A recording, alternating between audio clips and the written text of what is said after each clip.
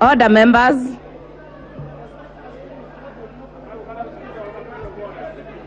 We will now hear the Honourable Member for Suna East, Honourable Junet Mohamed. Thank you, Madam Speaker, for giving me an opportunity to contribute to this motion, Madam Speaker.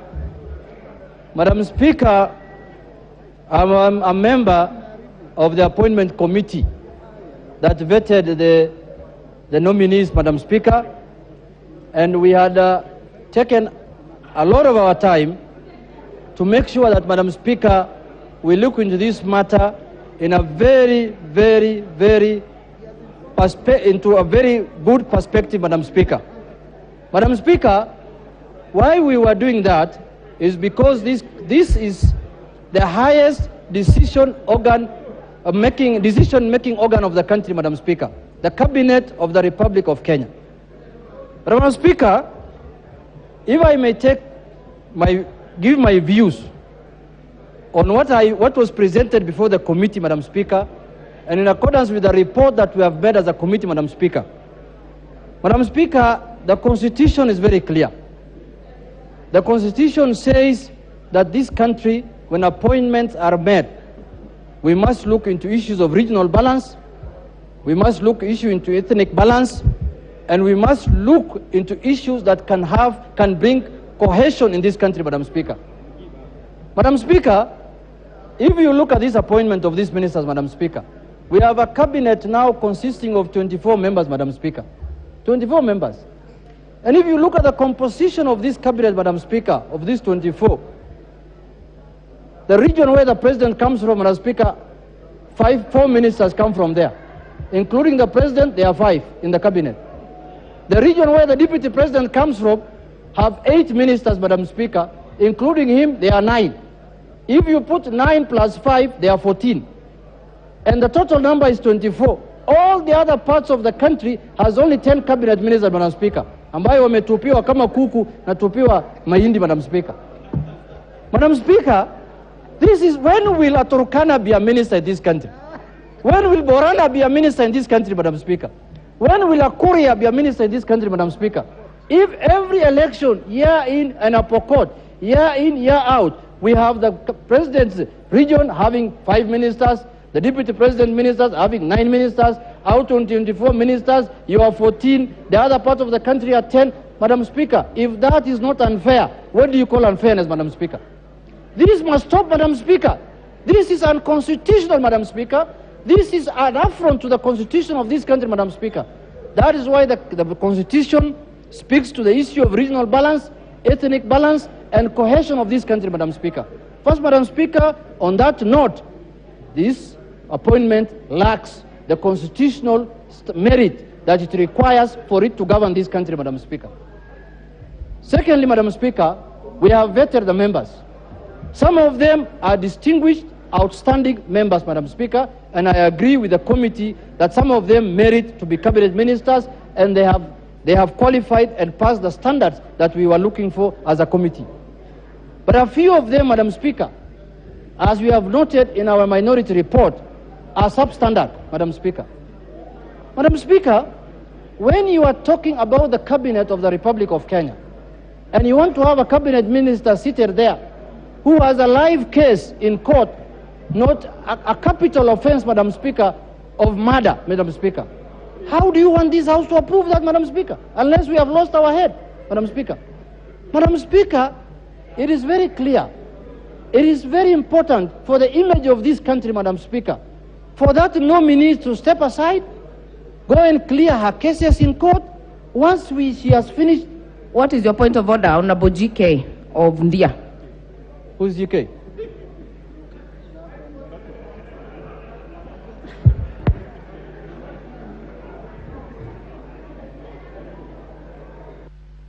Clerk, please give Honorable George Karaoke the microphone.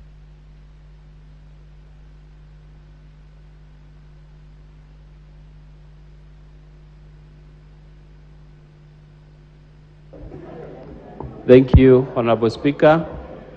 Honorable Junet, I am GK. Government, yes. And Honorable Speaker, my point of order is in regard to something he has said, that Turkana has never been a cabinet secretary in this country. We know very well we had Honorable Munez, who was a cabinet secretary. So you are misleading the House. Please, that's my point of order, Madam Speaker. Withdraw. Honorable Junet. I know. Madam Speaker, I agree with the Honorable GK, the government of Kenya, that he thinks this 21 or 24 we are passing now has a Turkana in the... There is no Turkana in this list that we are passing as a cabinet minister, Madam Speaker. The one you are talking about was in the previous cabinet, Mr. Honorable Member. Now we are discussing new nominees, new appointment, Madam Speaker, under the new government of Kenya, under the leadership of President William Ruto, Madam Speaker. Madam Speaker, I wanted to say that, Madam Speaker, the nominee for public service and gender, Madam Speaker, it is imperative, Madam Speaker, let us not trivialize the matter, because what the standards we are going to set in this parliament today, it is what is going to be used in the future, Madam Speaker. If we approve a nominee today who has a case in court, who has a live case in court, Madam Speaker, of murder case, a capital offense, Madam Speaker, tomorrow, anybody can be brought to this house with any kind of cases, Madam Speaker, and passed, because you will have set the standard that one time the Parliament of the Republic of Kenya passed a nominee with a murder case, Madam Speaker. And I'm not judging anyone. We cannot say she's guilty of the offense or she's not guilty of the offense. That is the courts to decide, not us, Madam Speaker. We need to let the court do their work, let the court judge her, acquit her, or convict her, Madam Speaker. Then from there, we can make a decision as a House, Madam Speaker, whether that person is fit to hold the office of a cabinet secretary, Madam Speaker. Madam Speaker, look at the world democracy, Madam Speaker. Look at developed countries, Madam Speaker. Look at the democracies that we borrow from, Madam Speaker. Leave alone being charged in court, Madam Speaker. When even allegation is put against you, whether they are true or false, until you clear your name, until you are told to step aside. Madam Speaker, public officers who are in office, governors who have been charged in court were barred from their offices, Madam Speaker. Public officers who were taken to court were all told to leave office, Madam Speaker. What is the moral authority we have as a House to pass today in the floor of this House, Madam Speaker, a cabinet secretary who has a case in court, Madam Speaker? Madam Speaker, the other nominee that was rejected unanimously by the committee is Honorable Madam Malonza.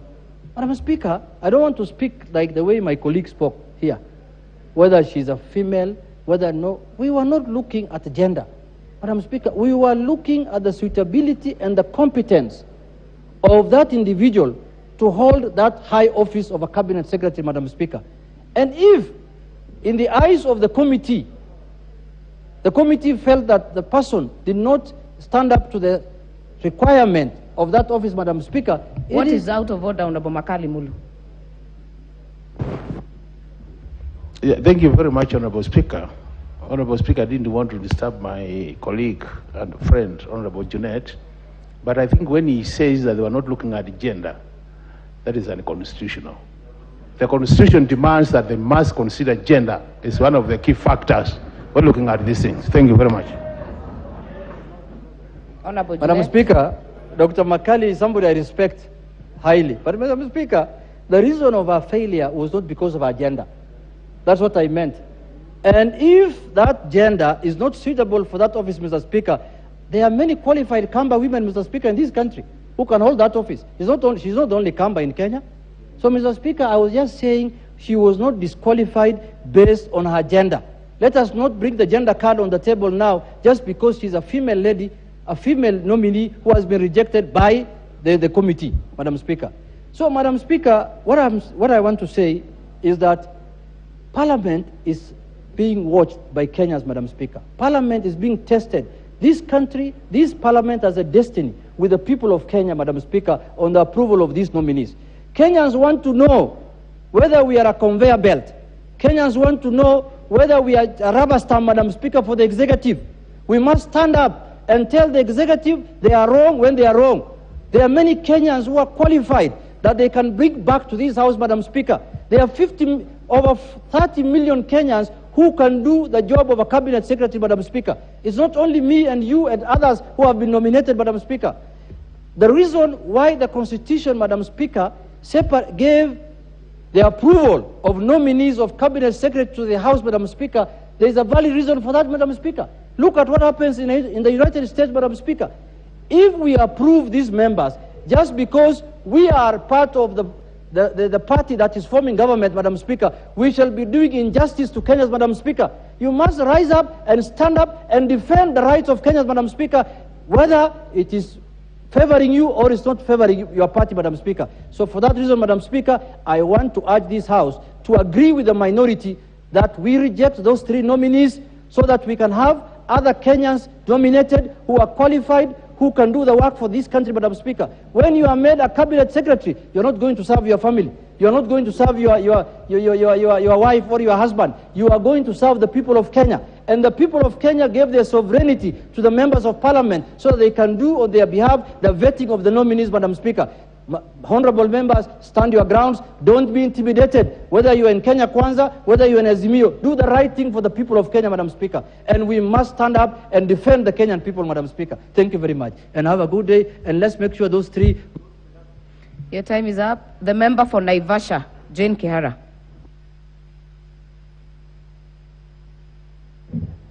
Thank you, Madam Speaker, for this chance. First and foremost is to congratulate the team, the select team that was interviewing these nominees. They did a good job. I wish to congratulate all of them. However, I support each and every nominee that went through their interview. One, because we all listened, we saw, and these are people, some of them we know them, regardless. In fact, I want to talk about this lady, Penina Malonza. I met her on Mashujaa Day, and I spoke to her, and I think she's eloquent. She knows what she's supposed to be doing. In fact, her tray is already full, especially for Naivasha, being in tourism, nominated for tourism, heritage and wildlife, and everything else. We have problems with buffaloes in Naivasha. I told her, you have to help us here. Naivasha has been degraded. In fact, members of parliament are not going to Naivasha as much as we have good hotels because we have been degraded. People go to Kisumu, to Nakuru, or Mombasa. You all know how we have good hotels. It's just that waking up on a bad day. It happens to all of us. Once in a while, you don't wake up on the right side. If she has all the credentials, she's schooled, she's well schooled, she has a degree. If she has served as a deputy governor, we know the requirement is having a degree. She has worked in very many offices. Like anybody else would say, maybe she did not answer the questions that they would have asked, but she's not going to start a ministry. She's going to find a ministry which is already running. So she's going to work with technical people who are going to help her run the ministry, and she'll learn the ropes and move ahead. I want to talk about Aisha. Aisha is a strong leader who we have seen in this country. Let's not use political malice to discredit Aisha. Aisha is a strong leader. She has worked in the Parliamentary Service Commission. She's been a commissioner. The fact that she divorced ODM, she should not be condemned because it's ODM who told us he's a leader and nominated her to the commission.